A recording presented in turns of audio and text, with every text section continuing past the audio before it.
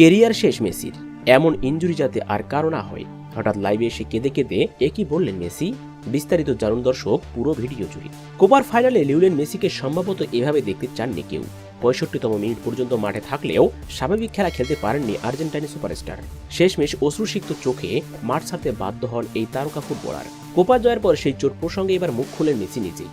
তখন 63তম মিনিটে চোটের কারণে আমি মাঠে শুয়ে পড়ি। পরিস্থিতি বুঝতে পেরে দ্রুত মাঠে আসেন আমাদের চিকিৎসক। কিছুক্ষণ চিকিৎসা নিয়ে আমাকে সারিয়ে তোলার চেষ্টাও করা হয়, কিন্তু কিছুতেই কোনো কিছু হয়নি। শেষ পর্যন্ত মাঠের বাইরে চলে আসতে বাধ্য হয়েছে আমাকে। আর ম্যাচ চলার সময় এক পর্যায়ে আমাকে সবাই কান্নারত অবস্থায় দেখতে পেয়েছে। আমার ফুলে যাওয়া পায়ের ছবি সামাজিক যোগাযোগ মাধ্যমে ইতিমধ্যে ভাইরাল। এছাড়াও আমি একটি পোস্ট করেছি যেখানে আমি লিখেছি, কোপা আমেরিকা শেষ হয়েছে এবং আমি সবাইকে ধন্যবাদ জানাতে চাই যারা আমাকে শুভেচ্ছা জানিয়েছেন। আমি ভালো আছি, ঈশ্বরকে ধন্যবাদ, এবং আমি আশা করি শীঘ্রই মাঠে ফিরতে পারবো।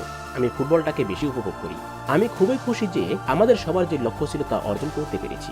ডি মারিয়া আমাদের ছেড়ে চলে গেছে, এতে খুবই খারাপ লাগছে। এছাড়াও ওটামেন্ডি এবং আমার মতো অভিজ্ঞতার জন্য এ এক অন্যরকম অনুভূতি। পাশাপাশি যারা এর আগেও বেশ কয়েকটি টুর্নামেন্ট খেলেছে তাদের জন্য এক বিশেষ অনুভূতি। আমরা শুধু একটা দল নয়, আমরা একটা পরিবার। সবাইকে ধন্যবাদ আমাদের সমর্থন দেওয়ার জন্য। এই দলটির জন্য শুভকামনা।